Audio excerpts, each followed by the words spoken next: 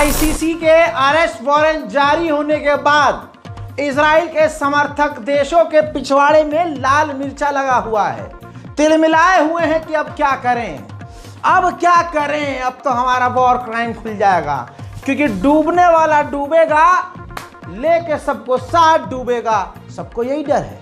बताना चाहूंगा कि अरेस्ट वारंट जारी होने के बाद दुनिया में तहलका मचा हुआ है, पूरी दुनिया परेशान है कि बेचारे नेतन्याहू का क्या होगा, हम अब वॉर क्राइम कैसे करेंगे, मुसलमानों को कैसे करेंगे। दोस्तों बताना चाहूंगा कि नीदरलैंड पर अमेरिका हमला करेगा, ऐसा कह दिया गया है। क्यों? क्योंकि आईसीसी इंटरनेशनल क्रिमिनल कोर्ट जो है वो नीदरलैंड में है। अब अमेरिका चिढ़ा हुआ है बुरी तरह से। तो ये देखिए, टॉम कॉटन नाम का एक अमेरिकी कुत्ता है, अमेरिकी नेता, अमेरिकी सेनेटर, इसने कहा है कि हमारा अमेरिका, हमारा मुल्क आईसीसी का मेंबर नहीं है और हमारे पास कानून है कि हम अपने साथी को, अपने पार्टनर को बचाने के लिए मिलिट्री ऑपरेशन भी कर सकते हैं किसी भी मुल्क पर। अब आप समझ लीजिए, यानी नीदरलैंड को हमले की धमकी अमेरिका के सरकारी कुत्ते दे रहे हैं। सच बोलना, सच्चाई से फैसला करना, उसका सिला ये मिलेगा। इसके अलावा अमेरिकी सेनेटर और जो दूसरे हैं वो भी खड़े होकर पूरी तरह से नेतन्याहू के साथ हो गए और कहा कि आईसीसी ने जो ये कदम उठाया है ये डरावना है, तानाशाही और गैर कानूनी है, और अगले साल हम और मेजॉरिटी में आएंगे तो हम इसके खिलाफ ज़रूर बड़े कदम उठाएंगे, आईसीसी के खिलाफ। मेरे दोस्तों, तमाम जो बौखलाए हुए लोग हैं उन सब पर थूकते हैं। सवाल आपके दिमाग में ये कि अब नेतन्याहू के साथ क्या होगा।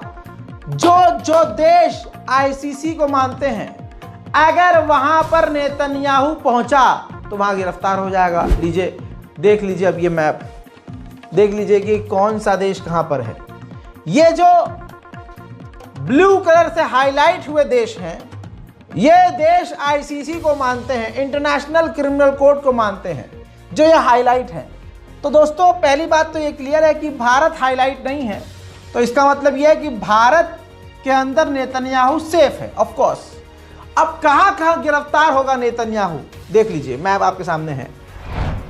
Andora, Albania, Armenia, Austria, Belgium, Bosnia, Bulgaria, Croatia, Cyprus, चेक Republic, Denmark, Estonia, Finland, France, Georgia, Germany, Greece, Hungary, Iceland, Ireland, Italy, Latvia, Lithuania, Luxembourg, Malta, Montenegro, Netherland, North Macedonia, Norway, Poland, Portugal, Republic of Moldova, Romania, San Marino, Serbia, Slovakia, Slovenia, Spain, Switzerland, Sweden, UK, जी हां, UK में भी गिरफ्तार हो सकता है Netanyahu.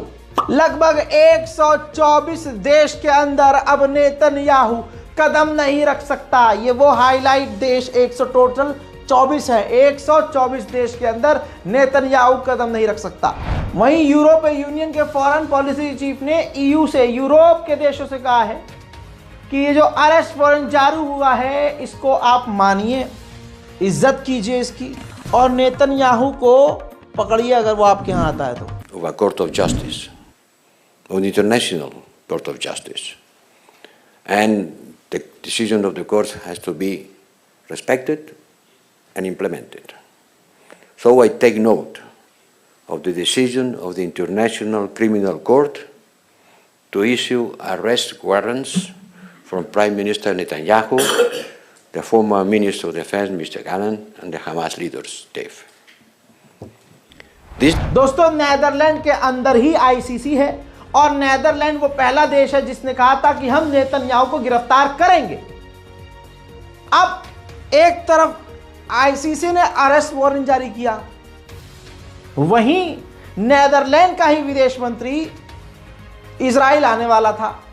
अब Israel इतना किलस गया कि इजराइल ने नीदरलैंड के विदेश मंत्री की यात्रा को रद्द कर दिया और क्या ही करेगा। अब इजराइल इतना बौखला गया है, अब सारा फोकस आईसीसी पर आ गया है। दोस्तों बताना चाहूंगा कि अब नेतन्याहू की एक टीम, इजराइल की टीम लिस्ट बना रही है कि आईसीसी के अंदर कौन कौन जज हैं जिन्होंने नेतन्याहू के खिलाफ कदम उठाया है, कौन कौन से मेंबर हैं जो इजराइल के खिलाफ काम कर रहे हैं।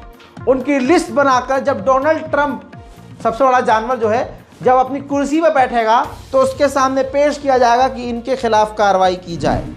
अरेस्ट वारंट से बौखलाए हुए नेतन्याहू के करीबी इजराइल के फाइनेंस मिनिस्टर ने कहा है कि इसके जवाब में वेस्ट बैंक पर कब्जा कर लेना चाहिए और पीए की सरकार, फिलिस्तीन अथॉरिटी की सरकार को गिरा देना चाहिए। उधर सोशल मीडिया पर अपने वॉर क्राइम की तस्वीर खुद ये जारी कर रहे हैं। देखिए, ये है इजराइल की सेना जो गाजा के अंदर नरसंहार करते हुए, घरों को आग लगाते हुए, अंतर्राष्ट्रीय कानून का उल्लंघन करते हुए फोटो भी खुद ही सोशल मीडिया पर पोस्ट कर रही है। इसी के साथ अगली तस्वीर देखिए, मानवता को तार तार करने वाले ये कांड कर रहे हैं। फिलिस्तीनी को गिरफ्तार करके खुशी मनाते हुए सोशल मीडिया पर फोटो शेयर कर रहे हैं। पिछले 12 घंटे के अंदर ये तस्वीर देखिए, इजराइल ने गाजा में जो बमबारी की है, लाश इतनी गिर चुकी है कि अब गिन नहीं सकते। लाश पर लाश और चारों तरफ लोग रो रो कर इतना थक चुके हैं कि अब आंख के आंसू सूख चुके हैं। चारों तरफ चीख और पुकार है और सिर्फ डर की अब कराहट उठ रही है, क्योंकि लोगों का रो रो कर गला भी थक चुका है। हज़रात, इजराइल की बमबारी में 44,056 फिलिस्तीनियों की मौत, शहादत हो चुकी है। लगभग 1,42,100 लोग बुरी तरह से घायल हैं गाजा के अंदर, जिसमें महिलाएं और बच्चे मारे जाने वालों में सबसे ज्यादा हैं। उधर यूएन के स्कूल के ऊपर गजा के अंदर इजराइल ने हमला किया और उस यूएन के स्कूल को मिलिट्री जोन बना लिया।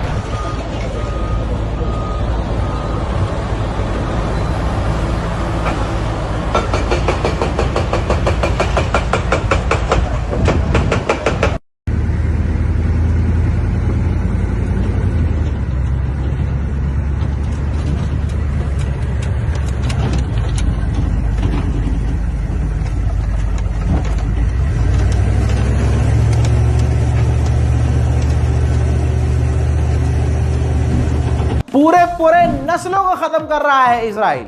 इस बच्ची को देखिए, इस मासूम बच्ची को देखिए। यह बच्ची गाजा के अंदर अपने पूरे खानदान के साथ मार डाली गई है। उधर इजराइल फिलिस्तीन के वेस्ट बैंक पर भी हवाई हमले कर रहा है। वेस्ट बैंक पर अब तक हवाई हमले में 10 फिलिस्तीनियों की पिछले 6 घंटे में शहादत हो चुकी है।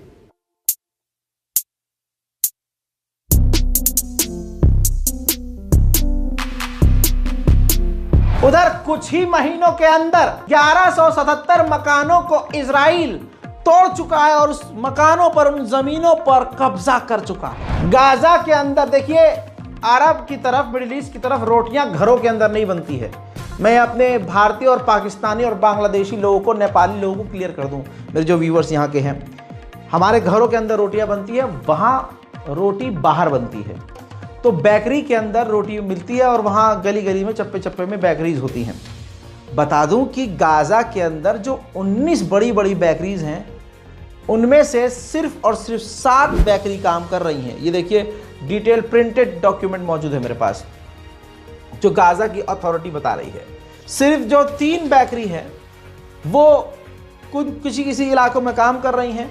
टोटल पूरे गाजा में 19 में से 7 बेकरी काम कर रही हैं। जो प्रोडक्शन है रोटियों का वो 50% डाउन हो चुका है, क्योंकि ईंधन नहीं है। साथ में जितनी बेकरीज नॉर्थ गाजा और रफा के अंदर है वो बंद हो सकती हैं, क्योंकि मटेरियल ही नहीं है। आटा और आटे के साथ जो और चीज़ें मटेरियल लगती हैं रोटी बनाने के लिए, या समझिए बंद बनाने के लिए, ब्रेड बनाने के लिए, वो मटेरियल गाजा में अब है ही नहीं। मेरे दोस्तों, गाजा के अपडेट में फ़िलहाल के लिए इतना ही। इस बारकोड का इस्तेमाल करके गाजा की मदद के लिए आगे आइए, और कुछ नहीं कर सकते तो दोनों हाथ बुलंद कीजिए और गाजा और पूरी दुनिया में शांति और अमन के लिए दुआ कीजिए। मैं हूं रजा और आप देख रहे थे रज़ाग्राफी अनस्क्रिप्टेड। जय हिंद।